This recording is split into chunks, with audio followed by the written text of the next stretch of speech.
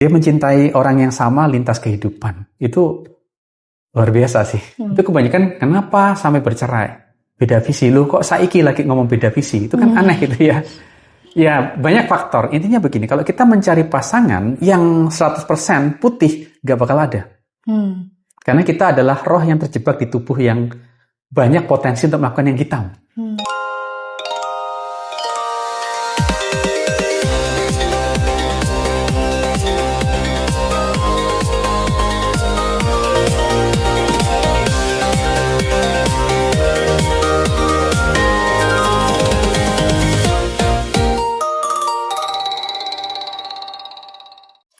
Dalam kisah pewayangan Ramayana, kita mengenal cerita ini sebagai kisah antara kebaikan melawan kejahatan. Tapi apakah hanya sebatas itu? Di episode Light Asian Wisdom kali ini, saya sudah ditemani oleh Pak Boni. Selamat sore, Pak. Selamat sore. Senang sekali bisa bertemu dan mengobrol dengan Bapak. Terima kasih. Oke, nah mungkin saya langsung lanjut ke pertanyaan pertama saya. Menurut Bapak nih, dari statement saya yang pertama, Ramayana itu kisah kebaikan melawan kejahatan. Menurut Bapak, bagaimana nih pandangan Bapak? Ya, jadi kalau kita kembali pada konsep kisah atau epos Ramayana, itu adalah epos yang banyak dikembangkan dari ajaran Hindu dari India dan kemudian masuk ke Nusantara. Juga banyak berkembang di Bali sampai sekarang, dan juga banyak carangan atau pengembangan yang dilakukan di tanah Jawa. Ya, jadi kalau kita bicara masalah kisah wayang, ya itu pasti identiknya dengan Jawa, karena wayang, terutama wayang kulit, ya itu kan kebanyakan berkembangnya di Jawa. Nah, satu hal yang perlu saya state di sini bahwa kisah Ramayana itu bukan kisah yang sekedar satu versi, gitu ya. Ada beberapa versi. Nah, untuk penjelasan saya kali ini, saya akan lebih banyak menggunakan yang versi Jawa. Ya. Nah, apakah Ramayana itu adalah kisah kebaikan melawan kejahatan? Memang ada unsur itu, ya. Tapi kalau nanti kita diskusikan lebih dalam, sebenarnya itu akan sangat sulit kita menentukan si A itu tokoh protagonis, si B itu antagonis. Nggak segampang itu. Ya. Dan kembali, apakah Ramayana itu kisah cinta Rama dengan Sinta? Ya, nggak sesimpel itu. Ya, kisahnya jauh lebih deep daripada itu. Ya. Nah, ini kesempatan yang luar biasa ya kalau teman-teman Light Asian Wisdom ini mengangkat topik tentang Ramayana. Sementara generasi muda kita tahunya Ramayana itu departemen store ya. Padahal di balik itu ada filosofi, pelajaran moral, ya, etika, kemudian juga filsafat yang sangat tinggi. Ya. Oke. Terus kalau misalnya ngomongin pertemuan pertama antara Rama dan Sinta, terus sampai terjadi cinta segitiga ya antara Rama, Sita dan Rahwana. Itu kira-kira bagaimana, Pak, menurut Bapak? Benar. Banyak teman-teman kita yang melihat Ramayana itu sebagai kisah Rama itu punya istri namanya Sinta, kemudian Rahwana menculik. Ya. Nah, mungkin saya akan cerita sedikit tentang latar belakang atau seperti background saya, latar belakang ya. Siapa sih Rama, siapa sih Rahwana, dan Sinta itu siapa gitu ya. Jadi pada era tersebut ya ada satu kerajaan bernama Kosala di Ayodhya itu ya. Dan saat itu raja itu ingin ingin mengangkat putra pertamanya dari istri pertama untuk menjadi raja pengganti, ya. Dan kebetulan si putra itu bernama Rama, ya. Jadi Rama tuh punya 3 saudara sebenarnya. Rama tuh yang paling tua dan dari istri pertama, ya. Nah, ketika orang-orang muda ini, para prince gitu ya, pangeran ini disekolahkan tanda kutip, ya, seperti padepokan atau apapun istilahnya di situ. Ketika mereka belajar tentang bela diri, tentang wisdom, spiritual, itu Rama yang paling kuat, paling strong. Ya, dan Rama tuh yang paling tua dan dia dari istri yang pertama. Ya, jadi kan kita kalau bicara bahasa Jerman, Cengli-nya itu mestinya Rama yang jadi raja berikutnya gitu ya. Nah, kemudian untuk menjadi raja akan lebih indah, ideal ketika dia juga punya istri. Rama masih jomblo waktu itu. Ya. Saatnya cari istri. Betul. Ya, berapa waktu dia mendengar gitu ya, ada sebuah seperti mungkin kompetisi ya, atau mungkin sayembara gitu ya, ada sebuah kerajaan bernama Matila atau Matili ya. Nah, Raja Janaka itu punya putri namanya Sinta. Dia mau cari mantu nih. Mau cari mantu. Caranya gimana? Ada challenge, tantangan sayembara itu. Bagi laki-laki yang bisa mengangkat sebuah senjata dari dewa itu ya, istilahnya Gandewa Sakti, ya seperti busur panah itu ya, bisa ngangkat dan menarik talinya, maka dia akan menjadi mantunya Janaka. Wah, itu banyak sekali pangeran datang. Ya, Rama pun datang. Ya, dia juga disertai oleh guru dan adiknya gitu ya. Datang ke sana dan mencoba. Dari semua pangeran yang mencoba nggak ada yang berhasil, hanya Rama yang the chosen one. Jadi dia bisa angkat dan dia tarik. Ketika dia tarik, saking kuatnya, saking chosen one-nya, itu sampai patah panah itu. Ya. Nah, ketika Rama maju ke depan, itu juga Sinta juga melihat, wah ini loh, Prince Charming seperti itu ya. Apalagi lihat Rama tuh berhasil mengangkat dan mematahkan. Ya. Nah, seperti itu sehingga singkat ceritanya, ya saya singkatkan sih walaupun nggak singkat itu kan, akhirnya Rama jadi mantu. Ya, jadi suami dari Sinta. Oke, diakui oleh kerajaan satu dan kerajaan yang satunya. Nah, mereka kembali ya ke tanah Ayodhya, ke Kosala itu. Nah, ketika sudah persiapan untuk pengangkatan raja baru, nah ibu tiri Rama, ya atau istri muda dari raja, itu nggak terima. Ya, dia ingin putranya yang namanya Bharata itu yang harusnya naik jadi raja. Nah, akhirnya dia menghasut raja dan saya singkatkan ceritanya. Akhirnya si kekayi ini, si ibu ini, dia meminta usirlah Rama dan istrinya ke hutan Dandaka 13 tahun.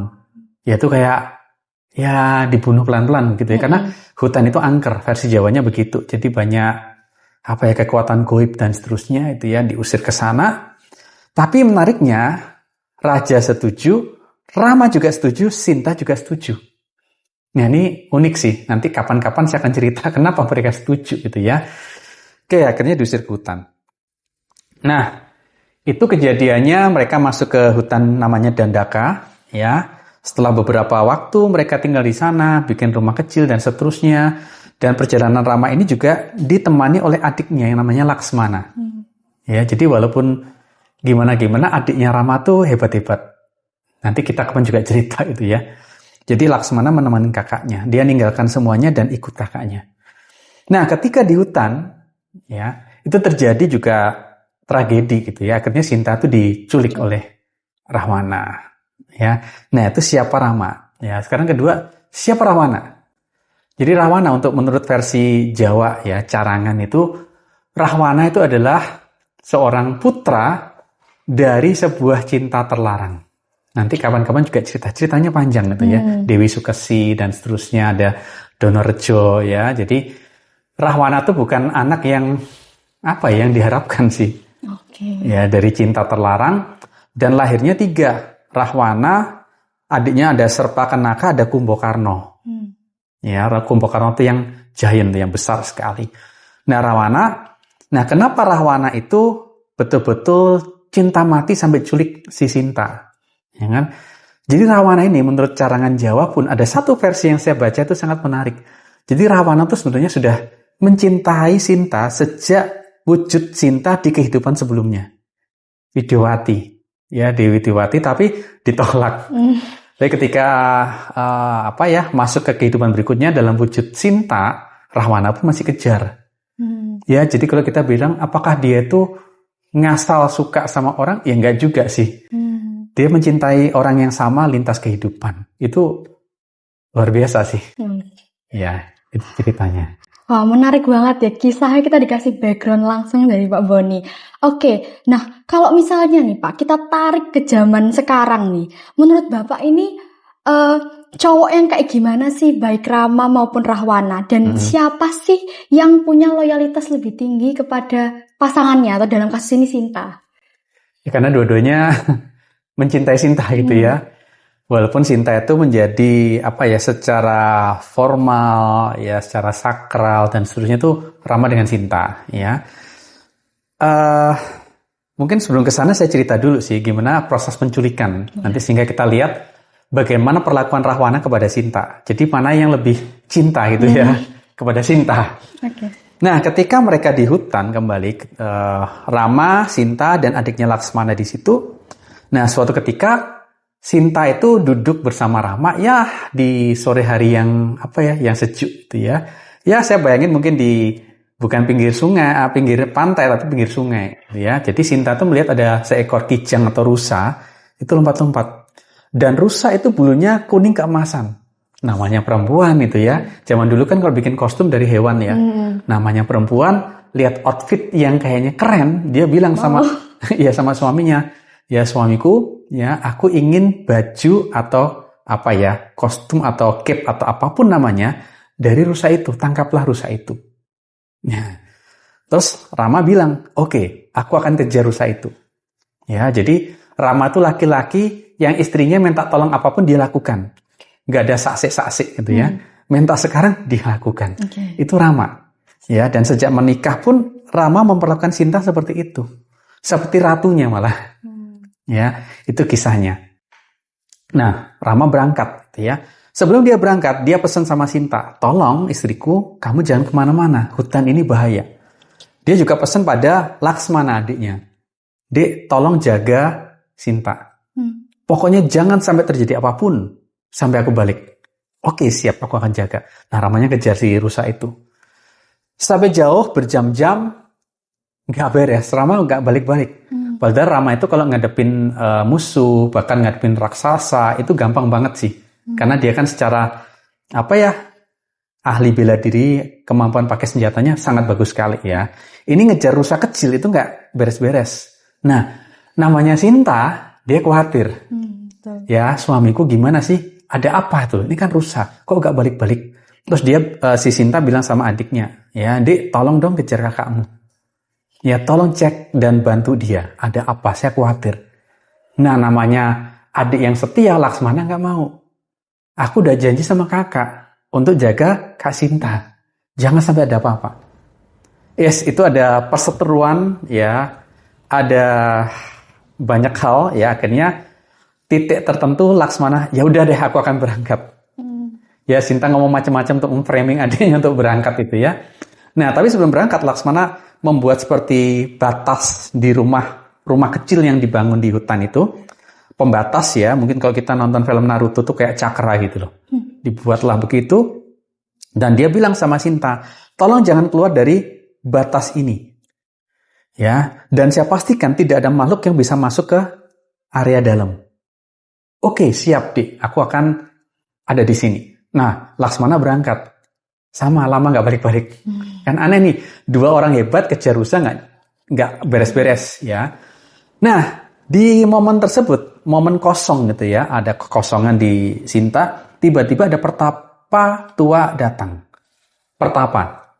Ya, bukan kesatria, bukan pengemis. Ya, pertapa. Orang suci lah begitu kira-kira ya, datang dengan kostum begitu. Dia bilang sama Sinta, "Aku lapar, aku haus, aku belum makan apapun. Berilah aku sedekah." Ya, karena melihat orang yang ya tadi ya seperti pertapa, Sinta tergerak. Ya, terus dia memberikan seperti makan minum gitu ya, memberikan seadanya. Badannya keluar dari area tadi. Dan ketika keluar, dia ditangkap. Dan ternyata si pertapa itu adalah Rahwana. Nah, ini menarik nih. Kenapa dia menyamar menjadi pertapa? Bukan kesatria, bukan pengemis, bukan raja. Ini menarik. Apa tuh, Pak? Kira-kira kenapa nih? Kenapa dia harus wujud orang suci? Biasanya kalau orang suci itu kayak nggak ada kecurigaan. Nah, itu dia. Itu dia. Jadi, dia menggunakan cara seperti itu memang. Ya, macaknya seperti orang suci, ya, orang beragama, orang alim. Ya, itu cara membodohi sebenarnya. Ya, cara ngetrik. Ya, makanya hati-hati dengan hal-hal seperti itu, gitu ya. Hati-hati sekali. Nah, dia diculik. Ya, dibawa pergi itu ya. Dan ketika Rahwana dan Sinta itu berangkat ya, pergi itu ya, bukan Sintanya berangkat tapi Rahwana yang menculik. Di tengah jalan itu bertemu dengan hewan ya, seekor burung, kalau nggak salah namanya Jatayu. Ya, Jatayu itu kalau lihat silsilahnya dia ada hubungan kerabat dengan Garuda, dengan Sempati. Kan ada Garuda penerbangan ya, dulu ada Sempati Air, Seat Air gitu ya, cuma Jatayu saya nggak tahu. Nah, Dia bertempur, ya, si Jatayu itu berusaha menghadang karena dia tahu Rahwana itu orang yang menculik Sinta itu kan. Nah, dan Jatayu itu adalah teman dari Rama. Tapi karena Jatayu sudah sangat secara usia sudah cukup tua, fisiknya juga sudah lemah, kalah dia, jatuh di tanah. Ya, sekarat nih, terus Rahwananya pergi dengan Sinta. Nah, kemudian kita kembali ke kisahnya Rama nih. Ya, Rama ketika akhirnya bisa memanah si rusa itu, tewas, rusa itu berubah wujud. Ya, jadi seseorang yang namanya Kala Marica. Tahu lagunya ya? Marica. Kala Marica. Dan ternyata Marica ini adalah prajurit atau utusan dari Rahwana. Untuk mengelabui Rama, kemudian Sinta diambil. Jadi Rahwana itu adalah seorang ahli strategi yang luar biasa menurut saya. Dia triknya hebat banget, gitu ya. Oke, Rama kaget. Aku tertipu nih. Terus langsung dia berpikir istrinya bagaimana. Ketika dia lari balik ketemu adiknya, ya Rama pasti bingung dong. Ya saya gunakan bahasa apa ya? Ya bahasa kekinian itu kan. Dia bilang, loh, kamu ngapain kesini? Nanya ke Laksmana. Ya, Laksmana bilang, aku akan lihat kondisi kamu seperti apa, bantu kamu seperti apa, tangkap rusa. Kok lama nggak balik-balik? Sinta nanya terus, gitu ya. Terus Rama nanya, Sinta gimana? Tenang, Sinta aman. Ternyata diamankan Rahwana. Ya. Nah, ketika mereka kembali, ternyata Sinta sudah nggak ada. Ya, itu awal ketika Sinta itu diculik oleh Rahwana, ya. Dan Rama, Laksmana, disitulah mulai perjalanan, journey adventure-nya untuk mencari Sinta, startingnya di situ. Ya. Awalnya begitu sih memang, ya memang Rahwana itu memang kesannya menculik. Cuma sebenarnya dalam satu versi, itu cinta pertamanya Rahwana sejak kehidupan sebelumnya. Menarik banget ya Pak, kisah Rahwana ini. Kalau misalnya saya fokus ke Rama ya, Rama dulu ya Pak. Yeah. Dia kan setelah yang diceritakan Bapak, dia kan berjuang mencari Sinta dengan sangat-sangat keras banget kan ya, mencarinya. Nah, tapi ada satu kejanggalan yang buat mungkin netizen ini jadi terbelah dua mendukung Rahwana nih. Kayak kelihatannya jadi green flag banget Rahwana. Karena pada saat si Sita itu sudah bertemu dengan Rama, Ramanya menolak Pak. Itu pandangan Bapak bagaimana? Ya, itu ketika setelah diselamatkan lagi ya. Iya. Ya, saya boleh cerita sedikit nggak untuk transisi sebelum masuk ke penyelamatan Sinta ya. Nah, balik tadi. Ketika sudah diculik, Rama kan bingung nih mau cari di mana. Masa itu nggak ada GPS gitu ya, nggak bisa telepon. Lalu Rama dan Laksmana mulai berjalan tanpa arah dan kemudian mereka bertemu oleh Jatayu yang sekarat tadi, burung raksasa itu ya. Jatayu cerita pada Rama, tadi aku lihat istrimu dibawa oleh seseorang, ya, sebutlah Rahwana itu kan. Cuma Rama itu bertanya, kemana dia dibawa pergi? Ya Jatayu nggak tahu. Ya, dia cuma kasih clue. Kalau kamu ingin mencari Sinta di mana, mintalah bantuan ke Kiskenda. Itu kerajaan gua itu ya, yang isinya Wanara.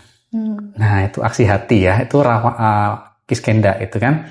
Mintalah tolong pada raja di sana. Ya nanti rajanya adalah Sugriwa.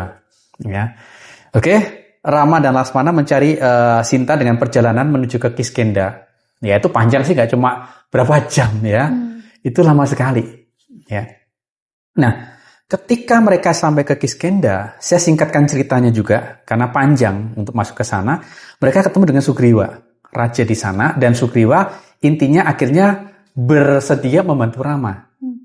Ya, terus mereka rapat nih para Wanara. Wanara itu adalah apa ya? Suku yang perawakannya seperti manusia, seperti kera. Mungkin kalau yang tahu Anoman. Ya, Anoman tuh one of Wanara. Ya. Mereka meeting, ya. Jadi Raja Sugriwa itu meeting dengan para menteri, ya, dengan para kesatria, menyampaikan, ini saudaraku Rama, minta bantuan ke kita. Untuk mencari Sinta itu ada di mana. Nah, siapa yang ingin membantu? Ya, beberapa angkat tangan. Ada yang katakan, saya akan bantu. Saya butuh waktu 1 bulan. Ini contohnya. Ada lagi yang lain, saya lupa berapa waktu lamanya kira-kira. Saya butuh waktu 1 minggu. Ya, ada lagi yang ngomong 3 hari. Rama pikir, kelamaan deh. Rama sudah sangat merindukan istrinya. Itu kejadiannya bukan mingguan, sudah tahunan itu. Ya, merindukan istrinya. Dia itu dalam hati gelisah, istriku dibawa orang yang versi umum kita tahu adalah antagonis, nggak tahu diapain, masih hidup nggak tahu, gitu ya. Sudah hilang gambaran sih sebenarnya gitu, nggak tahu mau ngapain dan seterusnya. Rama cuma butuh gini, aku butuh 1 hari deh kalau bisa, yang lebih cepat dari 3 hari.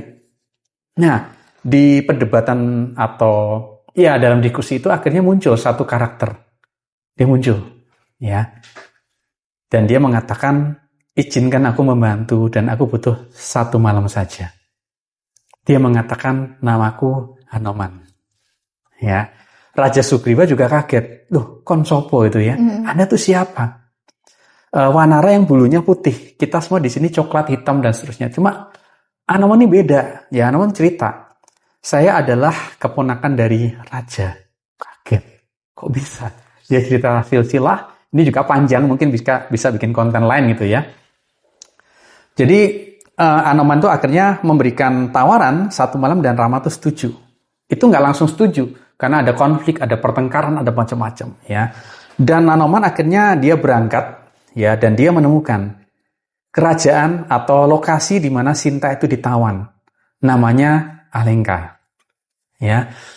Yang menarik, ketika Hanoman menemui Sinta, Sinta itu bukan dikurung di penjara, bawah tanah, gelap, dikasih rantai-rantai gitu ya, dipukulin, dikasih makan jorok. Enggak.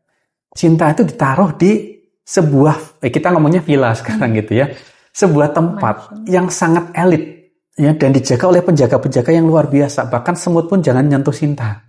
Itu yang Rahwana lakukan. Chef-chefnya, ya juru masaknya pun juga dipilihkan juru masak terbaiknya istana. Karena Sinta tuh susah makan.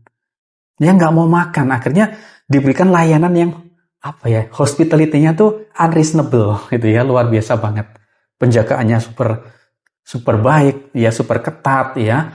Terus juga dayang-dayangnya juga orang-orang terbaik pilihannya Rahwana untuk menjaga. Itu yang Rahwana lakukan pada Sinta. Dan Hanoman akhirnya ketemu. Ya, tapi ketika Sinta diajak balik, ya Hanoman kan sakti. Dia bisa bawa Sinta terbang. Kayak Superman itu ya, bisa terbang. Sinta nggak mau. Dia ingin kalau Rama masih cinta pada aku ingin dia menyebutku. Wah ini. Ya, akhirnya Hanoman pulang. Ya walaupun waktu itu ada sempat pertempuran dengan prajurit dan seterusnya, saya persingkat aja itu ya. Akhirnya Hanoman datang ke Rama, dia bilang, Tuanku Rama, aku menemukan Sinta di mana. Wah seneng Rama, tapi ragu. Dia ragu. Ini udah lama loh dipelihara Rahwana di tempat yang sangat indah, bagus, fasilitas lengkap. Mungkin kalau zaman sekarang, kalau anak muda, PlayStation ada, Nintendo Switch ada, semua ada gitu ya. Tasnya Gucci gitu kan. Nah, si Rama sempat berpikir, aduh, aku akan jemput dia nggak? Dia sempat ragu. Ya, walaupun saat itu ada, kalau versi Jawa tuh ada juga, Sinta tuh nitipin 1 benda untuk dipakai kalung ya. Kalau Rama pakai kalung itu dan sinarnya itu cerah, maka cinta Rama masih murni. Ya, di cerita yang saya baca itu ketika dipakai itu redup cahayanya. Jadi Rama itu ragu. Ya ragu, apakah Sinta itu masih cinta sama aku atau sudah berubah ke Rahwana? Karena Rahwana itu sudah raja yang super kaya raya, semuanya ada ya. Secara ekonomi oke, status sosial raja, ya nggak ada yang kurang sih. Insecure ini. Insecure gitu kan. Walaupun orang mungkin banyak yang menceritakan Rahwana itu, kalau gambar yang versi Jawa kan, kayaknya maaf ya, secara perwujudan nggak bagus, taringnya tajam, kelihatan jahat. Belum tentu juga sih. Mungkin juga charming juga mungkin gitu loh, ya kan? Maksudnya good looking lah, ya. Nah, kemudian tapi singkat cerita akhirnya Rama, ya ini cerita panjang, saya singkatin lagi, banyak yang saya singkatin. Rama akhirnya perjalanan ke Alengka dan dia bertempur dengan Rahwana dan akhirnya menang Rama, dan disitulah bertemu lagi dengan Sinta. Ya mungkin kalau Rama setelah mengalahkan Rahwana, dia berdiri, saya bayangin ya sinematografinya. Sinta keluar, Sinta lari, slow motion itu ya. Dia bahagia sekali dijemput oleh Rama. Ketika mereka bertemu, ya Rama masih bertanya dan meragukan. Kamu masih cinta aku nggak? Bayangin tuh. Sinta yang menjaga diri, ya. Sekian tahun lama sekali, Rama datang menjemput, dan pertanyaannya kira-kira seperti itu. Betul. Dia meragukan, cintamu masih ada nggak buat aku? Ya, bisa dibayangin kan? Sebagai seorang cewek sakit sih, sakit hati. Ya, itu kira-kira. Jadi, ketika ketemu ya seperti itu, dan kalau kita lihat di sini memang ada pro kontra ya. Yang kontra itu mengatakan, kenapa Rama sikapnya seperti itu? Kenapa dia masih ragu? Ya, bahkan juga ada yang versi-versi Jawa itu ya, versinya Mbah Sujiwo Tejo yang juga menarik gitu ya. Juga dia mengatakan cintanya Rahwana itu endlessly, nggak berakhir pada Sinta, nggak pernah ada keraguan, walaupun bertepuk sebelah tangan, gitu ya. Ya itu kira-kira pertanyaan tadi itu ya. Kalau kita bicara masalah bagaimana mereka itu mencintai, ya gambaran kisahnya seperti itu. Oke. Nah, kalau begitu, apakah cintanya Rahwana dengan cintanya Rama kepada Sinta itu sepertinya lebih besar cintanya Rahwana ke Sinta? Kalau ambisi dan nafsunya ya Rahwana lebih besar. Ambisi itu ya, itu lebih besar sih. Ingin memiliki, memprotek gitu ya, hanya untuk dia itu memang lebih besar. Secara passion itunya lebih besar itu ya. Tapi kalau bicara masalah bagaimana mencintai Sinta, ya, ini kita bisa lihat, ya.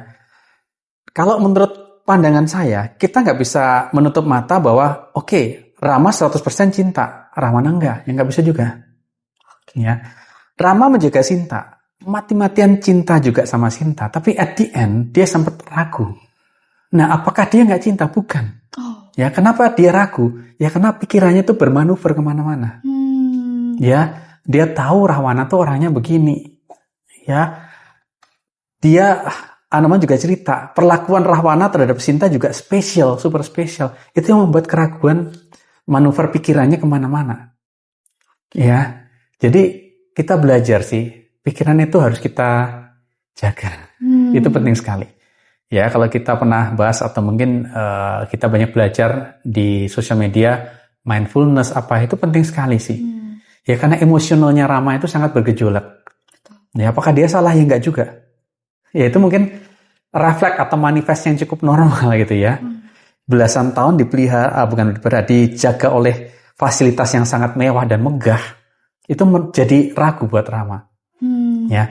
Nah Rahwana bagaimana? Rahwana cinta mati. Ya, walaupun cintanya enggak. Ya, cuma kalau Rahwana itu kalau kita perhatikan, dia cenderungnya betul-betul ambisinya sangat besar, ya untuk memiliki. Bahwa kalau kita lihat kan banyak quote ya, cinta tuh nggak harus selalu memiliki, ya. Menurut Rahwana cinta itu harus memiliki. Nah, toksik jadinya ya. Ya. Sedikit toksik. Oke, nah lalu nih Pak, saya penasaran kalau misalnya si Rahwana ini kan dia bahkan rela membuat kerajaannya itu hancur nggak apa-apa. Yang penting bersama dengan cintanya. Nah, ego seperti ini apakah baik gitu ya?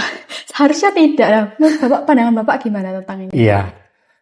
Ya, ini lebih banyak kalau kita bicara masalah cinta yang ambisius dan ingin memiliki, ingin mengendalikan semua, itu akhirnya kita membuat kita menjadi sosok yang mudah untuk masuk ke egoisme. Kita ego. Kita nggak mikirin rakyat, ya nggak usah jauh-jauh lah. Kalau kita bicara dunia sekarang ya, bukan kerajaan ya, dalam hubungan antar laki-laki perempuan, ya mungkin kita bisa merugikan keluarga besar, bahkan kita juga bisa menyakiti orang tua hanya gara-gara kita menyukai seseorang. Itu kan mirip sebenarnya. Ya kan jadi egois. Ya, padahal kalau kita belajar cinta yang murni sejati tadi kan tidak harus memiliki. Tapi ketika kita membiarkan orang yang kita cintai bisa meraih bahagianya, itu cinta. Ya. Nah, Rahwana cenderungnya cintanya seperti itu. Ya, kalau dalam hal ini memang saya lebih appreciate bagaimana sikap si Sinta. Sinta itu mencintai Rama 100%, mungkin 1000%.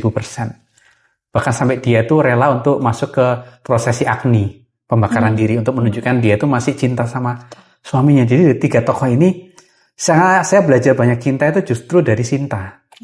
Beda C sama S ya. Dari Sinta. Oke.